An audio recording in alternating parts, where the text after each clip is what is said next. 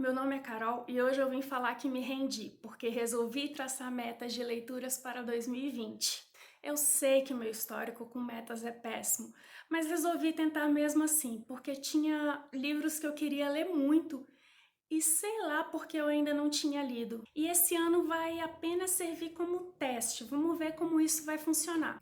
Mesmo que eu saiba que esse negócio de metas a gente não deve levar muito a sério, eu não tô afim de ficar lidando com muitas expectativas, sabe? Eu não quero ficar muito ansiosa e depois ficar meio frustrada com isso tudo. E principalmente quero continuar tendo aquela ampla liberdade na hora de escolher minhas leituras. Eu acho que essa pira de ter muita liberdade na hora de escolher as leituras deve ser ainda trauma da faculdade. Mas antes de eu te mostrar quais os livros que escolhi, se você for novo por aqui, inscreva-se no canal, aperte o sininho para saber quando saírem os vídeos novos e já deixa o seu curtir para ajudar na divulgação desse vídeo. E o primeiro da minha lista é esse Jane Eyre, da Charlotte Brontë.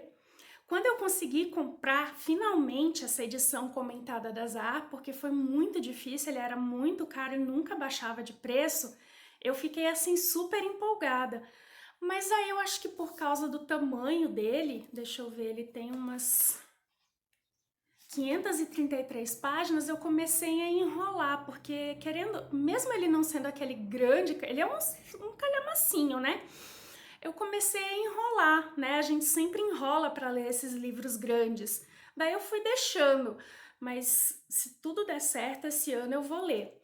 Ele conta a história da Jane, claro, e ela é órfã, foi criada por uma tia assim muito, no mínimo, para dizer escrota, né? Mas ela conseguiu estudar, apesar de que a escola que ela estudou também foi uma escola assim horrível. Só que a Jane sempre foi uma moça muito forte, muito independente.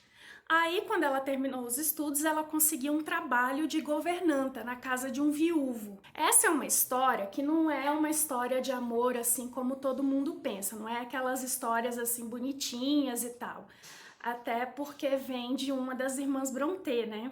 Outro que eu também tô com muita vontade de ler é esse clássico aqui, 1984, do George Orwell.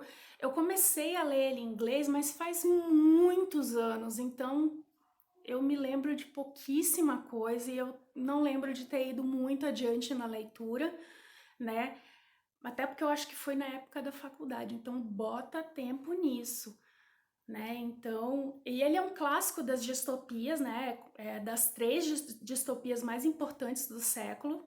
Enfim, ele também não é um livro fino, ele tem umas 413 páginas, então não vai ser um livro que eu vou ler de uma hora para outra, mas eu acredito que eu faço a leitura num mês e vamos ver como é que vai ser. Aqui, o personagem principal é o Winston, e ele vive numa sociedade que é dominada pelo Estado. Ele trabalha com a falsificação de registros históricos para validar os interesses desse governo. Só que ele não aceita bem essa realidade, né? Ele vive questionando isso, essa coisa do partido, do grande irmão, que foi daí que saiu essa expressão Big Brother, né? Então, é daquelas distopias que você já não se pergunta quão longe da realidade isso está. Inclusive, eu sempre acompanho a lista dos livros mais emprestados da Biblioteca Pública aqui do Paraná. E 1984 está sempre entre os mais emprestados. Eu acho que é um sinal dos nossos tempos. Bom, vamos para o próximo.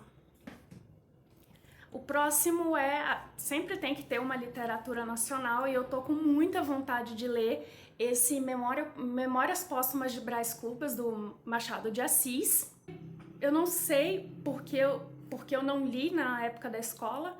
Aliás, eu acho que eu sei, porque eu mudei muito de colégio na época do ensino médio, então eu sempre pegava os anos que era para ser a literatura estrangeira, então eu acabava pulando a época que era apresentada a literatura brasileira. E como o nome já diz, aqui o personagem principal já morreu. É aquele termo que ficou já famoso como o defunto autor. E aqui ele vai relatar tudo que aconteceu na sua vida, né? Mas com aquela escrita, né, típica do Machado de Assis. Eu fiquei super feliz quando eu consegui comprar essa edição da Antofágica, que agora ela tá fazendo edições de clássicos, a coisa mais linda, ó. Inclusive eu tenho uma aqui da Metamorfose que eu li recentemente. Olha, são edições lindas de clássicos. Essa daqui do Machado de Assis apareceu com ilustrações do Portinari, que são ilustrações recém-descobertas. E eu fiquei realmente muito feliz, porque, vamos combinar, os livros do Machado de Assis e de alguns outros clássicos são muito feios. Quando eu consegui a minha edição do Dom Casmurro, fica a dica, as edições Câmara tá fazendo capas lindas, apesar das folhas brancas, são capas muito fofas. Eu fiquei feliz porque não tinha uma capa de Dom Casmurro que fosse bonita, e eu realmente compro o livro pela capa. Desculpa aí.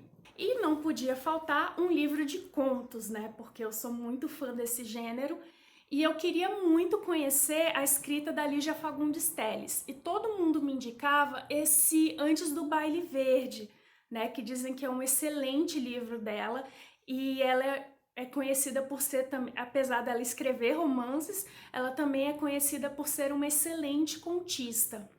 Eu já tenho aqui As Meninas, mas eu queria conhecer primeiro os contos, porque aí eu não tenho a obrigação de terminar o livro todo, apesar de que, por mais que eu tente ler contos devagar, eu nunca consigo. E esse aqui é um livro fininho, ele tem 205 páginas, né? E ele reúne contos de 1949 a 1969. É outro livro que tá parado na minha estante, mas que eu quero ler já há um bom tempo. Eu sempre ouvi falar maravilhas desse livro. Eu tenho lido muitos escritores russos ultimamente, e faltava o Dostoiévski, né? E eu vou começar por Crime e Castigo. É um calhamaço? É um calhamaço, mas como eu escolhi poucos livros esse ano, é justamente para me dar a oportunidade de ler livros mais grossos. Esse aqui tem 588 páginas. Desses livros que eu escolhi, esse aqui é o maior. Esse aqui conta a história de um estudante jovem que fica vagando pela cidade até que comete um crime. Só que na cabeça dele, esse crime é moralmente válido. Mas aí depois de um tempo ele começa a sentir remorso por ter feito isso. Se com livros finos que eu li dos escritores russos até agora, as leituras foram intensas, imagino que com Dostoiévski não vai ser uma coisa assim tão fácil. Mas eu tô empolgada também, até porque eu já tenho aqui os irmãos Karamazov, então eu tenho que começar a enfrentar isso. Mas se eu achar que não é o momento, eu passo e depois tento de novo. Essa questão eu não sou obrigada, e livro tem que bater com o momento da gente, né? Essa edição aqui é uma nova revista pelo tradutor em comemoração aos 150 anos da obra. Ela tem umas ilustrações aqui, pelo que eu vi, ó. E eu adoro a editora 34 para esses escritores russos, tchecos, ucranianos. Pelo que eu tenho lido até agora, tem extras interessantíssimos e as traduções são fantásticas.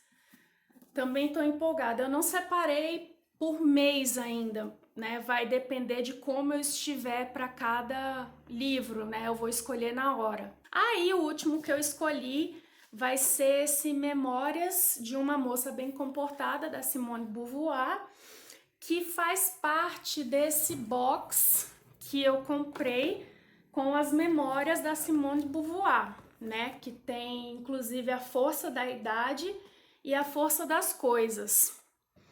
Porque eu quero ler primeiro isso antes de ler O Segundo Sexo. Eu acho que vai me ajudar mais para entender a obra. Eu não sei, né? Se você achar que não vai fazer diferença, por favor, me deixa aí nos comentários. Aqui fala sobre a infância e a juventude da escritora. Nesse primeiro relato, ela mostra a infância, né, a infância religiosa dela e a consequente descrença nessa religião e a posterior devoção à literatura. E também fala do início do relacionamento dela com o filósofo Jean-Paul Sartre, que durou uma vida. Esse livro aqui, ele tem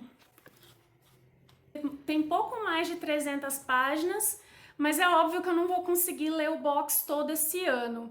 Então, que desses 6 livros temos 4 acima de 400 páginas e nenhum com 600. É bom porque assim, se eu continuar num ritmo bom, dá para ler algum livro mais extenso. E acho que já dá para começar a ir desencalhando alguns livros da estante, porque livro encalhado aqui é o que não falta. E se você tá animado para fazer metas literárias pro ano novo, vem me contar aqui nos comentários que eu vou adorar saber. Então é isso, desejo um 2020 cheio de saúde e com muitas realizações para todos nós. Um grande beijo e até a próxima!